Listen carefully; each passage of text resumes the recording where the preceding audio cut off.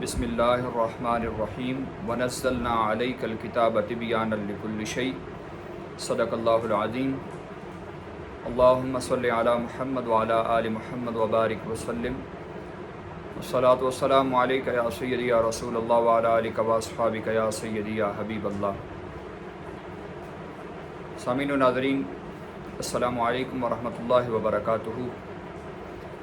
آج ہم ایک ایسے عنوان کو ذکر کرنے جا رہے ہیں کہ جو بہت بڑا عنوان ہے۔ ایسی کتاب کو ذکر کرنے جا رہے ہیں جو بہت بڑی کتاب ہے، سب کتابوں سے بڑی کتاب، اور وہ کلام بھی کوئی عام کلام نہیں بلکہ وہ کائنات کے خالق کا کلام ہے۔ اللہ تبارک و تعالیٰ نے قرآن مجید فرقان حمید کو نازل فرمایا حضور علیہ الصلاۃ والسلام کے قلب اطہر پر، اور یہ وہ کتاب ہے کہ جس میں انسان کے لیے ہدایت، انسان کو زندگی سنوارنے کے طریقے، یعنی کہ کسی شعبہ جات کو دیکھا جائے تو وہ سارے کے سارے اگر آپ کو چاہیے ان کو گزارنے کا طریقہ، ان سے طریقہ کار لینے کا، اس کو آپ کو راستہ چاہیے کسی طرف جانے کا، یعنی کہ کائنات کے اندر جتنی بھی اشیاء ہیں، جتنے بھی کائنات کے اندر جو کچھ بھی ہے، اس سب کا ذکر قرآن میں موجود ہے۔ اور یہ رب العالمین نے نازل ہی اسی واسطے کیا کہ لوگوں کی ہدایت، لوگوں کو سیدھے راستے کی طرف لایا جائے، یہ پڑھا جائے، لوگوں کو سنایا جائے، لوگوں کو سمجھایا جائے، تو لوگ اس طرف آئیں، اور اس طرف سے جب قرآن کے قریب ہوں گے تو وہ رسول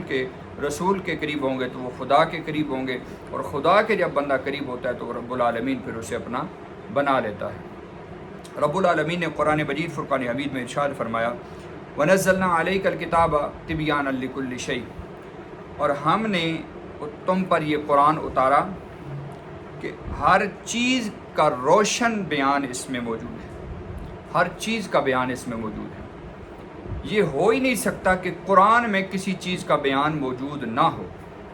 ہمارے پڑھنے میں سستی ہو سکتی ہے، ہمارے سمجھنے میں غلطی ہو سکتی ہے، ہمارے نہ پڑھنے کی یہ ہمیں سزا مل سکتی ہے کہ ہم کہیں کہ قرآن میں کس چیز کا ذکر ہے، بھائی ہمیں تو نہیں ملا، یہ ہماری لا علمی ہو سکتی ہے۔ لیکن قرآن نے جب وعدہ فرما دیا، قرآن جب کہہ رہا ہے کہ مجھ میں ہر چیز کا ذکر ہے، اور رب العالمین خود فرما رہا ہے کہ اس میرے کلام میں ہر چیز کا روشن بیان موجود ہے، تو پھر یہ ہو ہی نہیں سکتا کہ کسی ایک چیز کا بھی رب العالمین نے اس میں سے بیان چھوڑ دیا ہو۔ رب العالمین جس بات کو فرما دیتا ہے، کر دیتا ہے، وہ بات کبھی رد و بدل نہیں سکتی، وہ تبدیل ہو ہی نہیں سکتی، وہ بات وہیں کی وہیں ہے۔ اور رب العالمین نے آج جو کہتے ہیں نا کہ قرآن میں فلاں چیز کا کہاں پہ ذکر ہے، فلاں کا کہاں پہ ذکر ہے، تو یہ بات ذہن میں رکھیے کہ قرآن وہ ایسی کتاب ہے کہ آپ سکول کی کتاب کو اٹھا کر دیکھ لیں، ایک کلاس کے 8 سے 9 مضامین ہوتے ہیں، ان میں سے اٹھائیں، ہر ایک کتاب کو اٹھائیں، سکول، کالج، یونیورسٹی، یہ تمام جتنی بھی ادارے ہیں، ان کی جتنی بھی کتابیں ہیں، ان سب کتابوں کو اٹھائیں اور آپ ان کا مطالعہ شروع کریں۔ کہیں نہ کہیں آپ کو یہ بات معلوم ہو جائے گی کہ اس سکول کی جتنی دنیاوی تعلیم ہے، اس دنیاوی تعلیم میں کوئی نہ کوئی ایسی باتیں ہیں جو رہ جاتی ہیں، نہیں ہو سکتی، اور سارے کا سارا کائنات کا علم کبھی بھی ان کتابوں میں نہیں آ سکتا، ماں سوائے ایک کتاب کے، جو ایک کتاب ہے الکتاب قرآن مجید فرقان حمید، رب العالمین کا کلام ہے، جو اس میں رب العالمین نے ہر چیز کا ذکر رکھ دیا ہے۔ یہ ایسی کتاب ہے، اس کو پڑھنے والا ہدایت پا جاتا ہے، اس کو پڑھنے والے کے برکتیں آ جاتی ہیں، رحمتیں نازل ہونا شروع ہو جاتی ہیں۔ جب بندہ پڑھتا ہے تو اللہ کی رحمتیں نازل ہوتی ہیں، برکتیں نازل ہوتی ہیں، اس کے پڑھنے سے بندے کے دل روشن ہو جاتے ہیں، نور علی نور ہو جاتے ہیں، بندے کی آنکھوں کی تکلیفیں دور ہو جاتی ہیں، سننے والوں کی سماعت پاک ہو جاتی ہے، پڑھنے والوں کی زبانیں پاک ہو جاتی ہیں۔ یہ ایسی کتاب ہے کہ جس کے پڑھنے سے بندے کو نقصان نہیں بلکہ فوائد ہی فوائد حاصل ہوتے ہیں۔ یہ وہ کتاب ہے، اور اسی کتاب کو ہم نے پس پشت ڈال دیا۔ اور علامہ اقبال نے خوب کہا تھا نا کہ وہ معزز تھے زمانے میں مسلمان ہو کر، وہ معزز تھے زمانے میں مسلمان ہو کر، ہم خوار ہوئے تارک قرآن ہو کر۔ ہم تارک قرآن ہو چکے ہیں، ہمیں علم ہی نہیں ہے کہ یہ قرآن کتنی عظیم دولت ہے، یہ قرآن کتنی عظیم قیمت رکھتا ہے اپنے اندر۔ اور افسوس صد افسوس کہ ہم نے آج اسے پس پشت ڈال دیا ہے، ہم اس کے اوپر غور نہیں کرتے، ہم نے بس ایک اونچی جگہ پہ اس کو برکت کے لیے رکھ دیا کہ یہ گھر کے اندر اونچی جگہ پہ رکھ دیا جائے، اس کی یہی عزت ہے۔ بھائی اونچی جگہ رکھنا یہ بے شک عزت کا مقام ہے، آپ عزت دے رہے ہیں، اس کی بڑی عزت اور تکریم کر رہے ہیں، لیکن اصل عزت اس کی وہی ہے کہ جب بندہ اوپر سے اتارے، اونچی جگہ سے اتار کر اپنے ہاتھوں میں رکھ کر اس کو پڑھے، اس کو سمجھے، اور اس پر جو پڑھا اس کو عمل خالص کرے، تب جا کر پتہ چلے گا کہ ہاں واقعی اس کی ہم نے قیمت کو پہچان لیا، اس کی قدر کی ہم نے، اس کے عزت اور احترام کیا ہم نے، اس کو ہم نے بہت بلند مقام دیا۔ اب ایک بچہ ہے، گھر کے اندر والدین ہیں،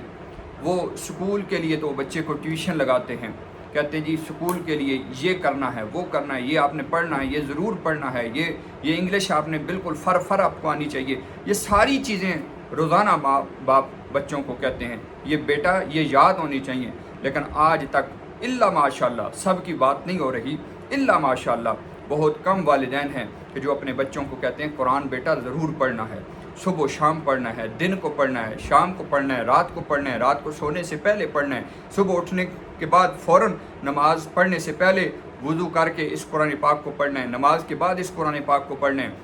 یہ کبھی نہیں ہوتا، یہ الا ماشاءاللہ کسی گھروں میں یہ چیز روٹین کے ساتھ ہو رہی ہے، بہت کم۔ لیکن یہ یاد رکھیے گا، یہ قرآن وہ واحد کتاب ہے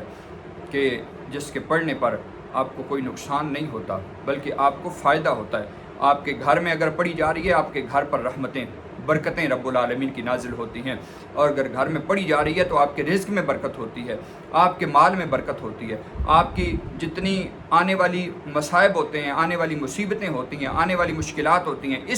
اس قرآن کی برکت سے وہ دور ہو جاتی ہیں۔ آج ضرورت اس بات کی ہے کہ ہمیں قرآن کو پڑھنا ہے اور سمجھ کر پڑھنا ہے، خود نہیں سمجھ آ رہا کسی سے سمجھ لیں، ایک آیت لیں اس کو پڑھیں، اگر وہ سمجھ آ رہی ہے بہت اچھی بات، اگر نہیں آتی کسی سمجھدار سے، قرآن پاک نے خود فرمایا نا فَاسْأَلُوا أَهْلَ الذِّكْرِ إِن كُنتُمْ لَا تَعْلَمُونَ، اگر تم نہیں جانتے اس کے بارے میں تو کسی اہل علم کے پاس چلے جاؤ، تم پوچھ لو۔ تو اس چیز کا آپ روٹین رکھیں اور قرآن مجید کی صبح شام دن رات تلاوت کریں۔ اللہ تبارک و تعالیٰ کی دیکھیے گا برکتیں کتنی ہوتی ہیں۔ اللہ تبارک و تعالیٰ ہم سب کو اس بات پر عمل کرنے کی توفیق عطا فرمائے، اور قرآن کو صرف ایک کتاب سمجھ کر، ایک عظیم کتاب سمجھ کر صرف الماریوں کے اوپر رکھنے کی نہیں بلکہ اس کو پڑھ کر، اس کو سمجھ کر اس پر عمل خالص کرنے کی توفیق عطا فرمائے۔ اللہ تبارک و تعالیٰ سے دعا ہے کہ رب العالمین مجھ سمیت سب کو ہدایت عطا فرمائے، آمین۔ وآخر دعوایا ان الحمد للہ رب العالمین۔